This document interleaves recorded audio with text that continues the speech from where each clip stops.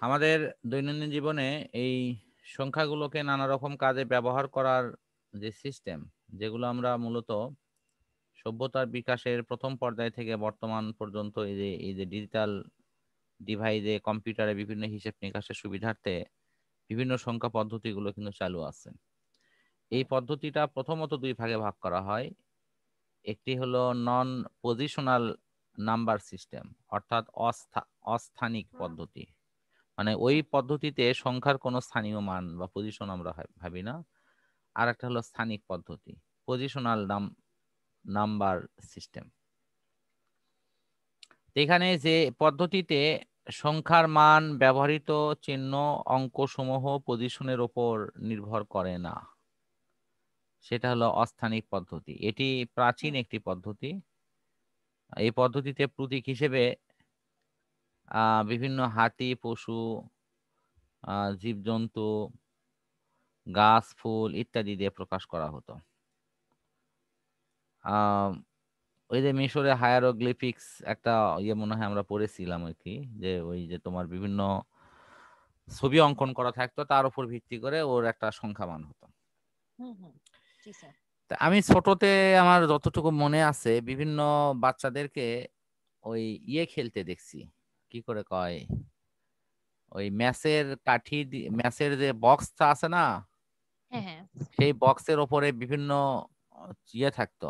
ওই যে তোমার হলো কি, এটা হলো আহ জাহাজ মার্কা, আর একটা হলো ফড়িং মার্কা, এরকম বিভিন্ন চিহ্ন থাকতো। তো সেটাতে তারা কিন্তু এক ধরনের খেলাধুলো করতো। যদি এটি পুরোপুরি জুয়া না, কিন্তু ওইগুলোর কিন্তু একটা মান তারা ঠিক করে দিছিল। আমি দেখছি এটা, যে এই মানের এটার মান কত 500, ওটার মান কত 1000। এইরকম কিন্তু বিষয় ছিল। আচ্ছা, তোমাকে আমি আরেকটা বিষয় বলি, যে যারা বর্তমানে এক ধরনের আহ তাস খেলে, এই তাস খেলাটার মধ্যে কিন্তু জুয়া আছে আর একটা জুয়া ছাড়া আছে। আমি জুয়া ছাড়ার কথাটা বলতেছি, যেটাকে ম্যারেজ খেলা বলা হয়। তো এই ম্যারেজ খেলাতে ওই যে টিক্কা, তারপরে হলো তোমার এই যে মানে বিবি সাহেব, হ্যাঁ গোলাম, এরকম বিভিন্ন সিম্বল দিয়ে কিন্তু এই তাসগুলো তৈরি করা হয়েছে। এবং প্রত্যেকের কিন্তু একটা সুনির্দিষ্ট মান আছে এবং তাদের একটা কাঠামো আছে। হ্যাঁ। এবং তার মাধ্যমে কিন্তু এগুলো হলো কি চিহ্ন, ওই যে বললাম পশু পাখি জীবজন্তু, এগুলো দিয়ে ওই সংখ্যা মানগুলো প্রকাশ করা হতো। হ্যাঁ।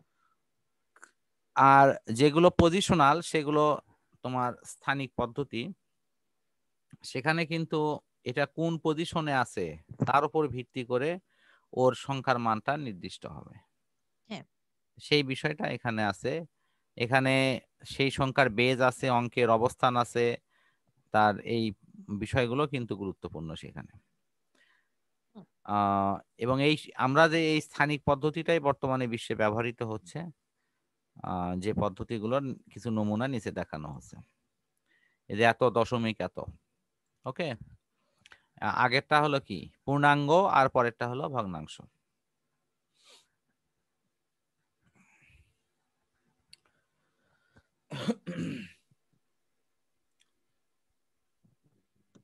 এখন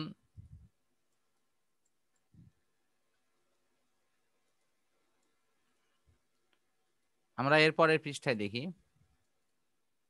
যে সেখানে কি আছে।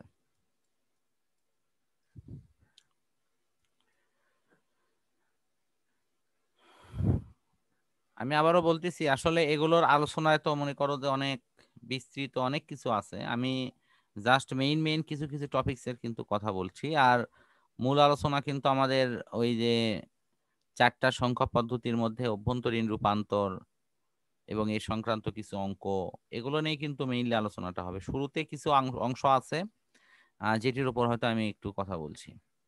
হ্যাঁ।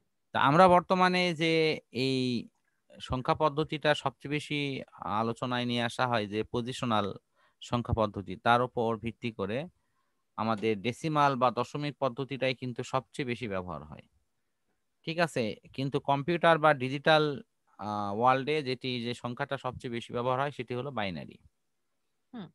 আর এর বাহিরে আরো দুটা সংখ্যা পদ্ধতি আছে, সেটি হলো তোমার অক্টাল এবং হেক্সাডেসিমাল। অর্থাৎ আমরা এই নামগুলো এখানে দেখতে পাচ্ছি। যে ডেসিমাল সংখ্যা পদ্ধতি যেটা দশমিক হিসেবে ভেবে থাকি, বাইনারিটা কম্পিউটার সিস্টেমে ব্যবহার করা হয় ডিজিটাল ইলেকট্রনিক্সে, অক্টাল, হ্যাঁ আর একটা হলো হেক্সাডেসিমাল। হেক্সাডেসিমাল। এখন এই পদ্ধতিগুলোর উপরে ব্যাখ্যা বিশ্লেষণ এবং এগুলোর প্রয়োজনীয় অপশনগুলো কিন্তু পরে আলোচনায় আছে আর কি।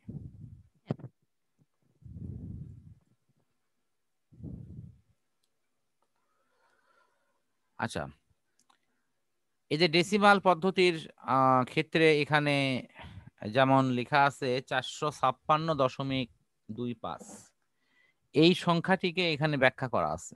আমার মনে হয় মেইন জায়গাগুলো আমি খালি তোমার সামনে তুলে ধরছি, কারণ যেহেতু একেবারে তো অজানা নয়, জানাই আছে, বিষয়গুলোকে আরেকটু রিভিউ করা। জি স্যার। তো এখানে আমাদের এই সংখ্যা পদ্ধতিগুলো লেখার নিয়মটা কি? লেখার নিয়মটা হলো এই যেখান তোমার হলো আমরা যখন সংখ্যাটা লিখি, যেমন এই যে এই 6 হলো একক স্থানীয়, হ্যাঁ এই যে 5 হলো কি দশক স্থানীয়, আর 4 হলো কি শতক স্থানীয়। তাহলে আমরা কিন্তু সেটিই করব। একক স্থানীয় মানে 10⁻0, দশক স্থানীয় মানে 10⁻1, হুম, শতক স্থানীয় মানে 10⁻2। তো এইগুলো লেখার আসলে প্রকৃত রুলসটা কি আমি একটু বোর্ড শেয়ারে দেখাচ্ছি। 600, আমি ভিন্ন কিছু লিখলাম আর কি, যে এত দশমিক হয়তো 25। তাহলে 6 গুণন, নিচে নিচে দেই, এটি হলো 6 ইন্টু 10, পাওয়ার পরে বসাবো, প্লাস 7 ইন্টু 10, হুম, plus 5 into 10,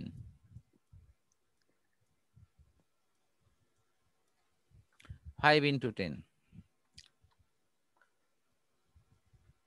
plus 2 into 10, plus 5 into 10। 5 × 10। ধরো এরপরে যদি আমি আলোচনার সুবিধার্থে এখানে আরেকটা সংখ্যা নিলাম 8, তাহলে সেটা দাঁড়াবে কি প্লাস 8 ইন্টু 10, 8 ইন্টু 10।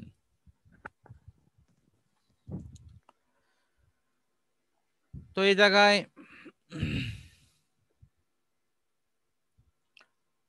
আমাদের যাত্রাটা শুরু করতে হবে দশমিক কোথায় আছে সেখান থেকে।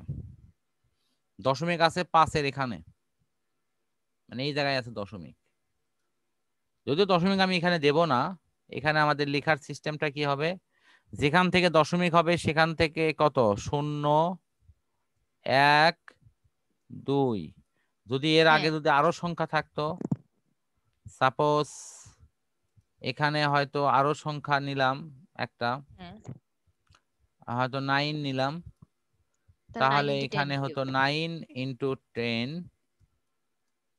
প্লাস, তাহলে এখানে 2, এখানে কত হতো 3 হতো, 10-এর ওপর 3 পাওয়ার।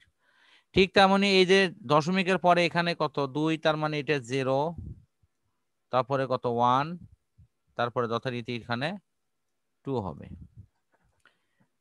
তো এই যে এই দিকের গুলো হলো প্লাস, অর্থাৎ এই পাশের দিকে হলো প্লাস, আর এই দিকের মানটা হবে হলো মাইনাস। তো আমরা যে এখানে লিখবো, এখানে কিন্তু 0 লিখছি, তো কাজেই আমাদের তো এই 0 এখানে লেখার পর এই পাশের যে মানগুলো আসবে সেটা কিন্তু 0 থেকে সূচনা না হয়ে এটা 1 থেকে হবে, হ্যাঁ অর্থাৎ 1 থেকে হবে। এবং ওই দিকের যে মান অর্থাৎ দশমিকের পরের যে মান সেগুলো কিন্তু আমাকে ঋণাত্মক চিহ্ন দিয়ে লিখতে হবে, -1, -2, -3।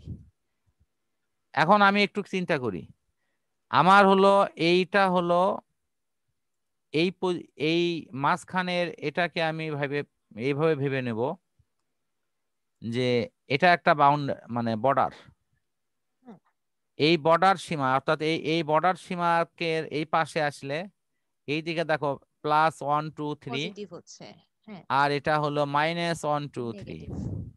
হুম, যে বর্ডার লাইনটা হলো তোমার এই যে দশমিকের এখানে। হ্যাঁ, এটা মোটামুটি আম, এই দশমিক পদ্ধতিতে সংখ্যাগুলো প্রকাশ করার একটা বিশেষ সিস্টেম, এবং ছোটতে আমরা সেটিই করেছি। একক হ্যাঁ, স্থানীয় অঙ্ক, দশক স্থানীয় অঙ্ক, শতক স্থানীয় অঙ্ক, হাজার, অযুত, লক্ষ, নিযুত, কোটি, এরকম তো আমরা স্থানীয় অঙ্ক বসাইছি। বসে বসে এভাবেই করা হয়েছে এবং এভাবেই পড়া হয়েছে। তো সেইটারই একটা মানে বিস্তৃত রূপ এটি। আর দশমিকের পরে কেন হচ্ছে এগুলো, দশমিকের পরে মাইনাস পাওয়ার আসছে কারণ এগুলো আসলে ভগ্নাংশ আকারে আছে, সে কারণের জন্য এটি হরে এই সংখ্যাগুলো চলে যাবে। অর্থাৎ এই যে এটা 10 দিয়ে ভাগ হবে, এটা তোমার 100 দিয়ে ভাগ হবে, এটা কত তোমার হলো 1000 দিয়ে ভাগ হবে, এইরকম। হ্যাঁ, এই কারণের জন্য এই বিষয়গুলো মাইনের চিহ্ন দেওয়া আছে। তা অর্থাৎ এই দিকে হচ্ছে গুণ, এই দিকে যা আছে সব গুণ, বাট আর এই দিকে হবে কি সবই কি ভাগ। দশমিকের পরের গুলো কিন্তু ভাগ আকারে আসবে। হুম, তা আমরা আবারও মূল পড়ায় ফিরে আসি। তাহলে মোটামুটি আমি আশা করছি যে দশমিক পদ্ধতি অর্থাৎ যেটা ডেসিমাল পদ্ধতি সম্পর্কে একটা ক্ষুদ্র ধারণা আমরা হয়তো ইনশাল্লাহ পেয়ে গেলাম, যেটি আমাদের আগে থেকেই জানা, বা জাস্ট একটু রিভিশন মূলক আর কি।